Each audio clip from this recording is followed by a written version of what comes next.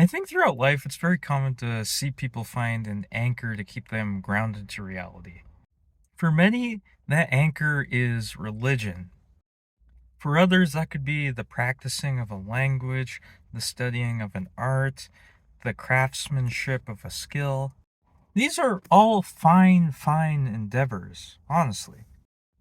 By finding something that ties into your humanity, you can better express yourself and have a reason to live.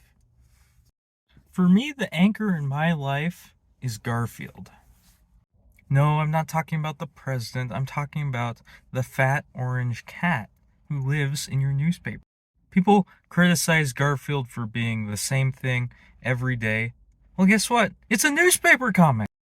Garfield is not meant to be enjoyed over a fine glass of wine or with a steak, but if you do that, I perfectly understand why.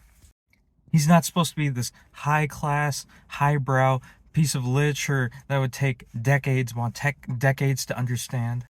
He's a cartoon cat with simple motivations. He has familiar characters, he has familiar habits. In fact, I would say most people would relate more to Garfield than a complex character like Odysseus from the Odyssey.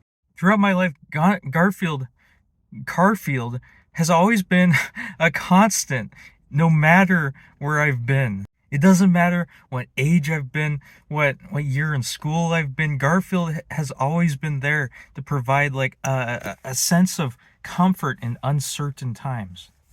No matter where you are in this lifetime, you could go back to, let's say, the day you were born, and provided Garfield existed then, and the humor of the comic strip would basically be the same. Garfield is like an old friend that you can instantly connect with, even after decades. He will always hate Mondays. He will always love lasagna. He will always pester Odie and John.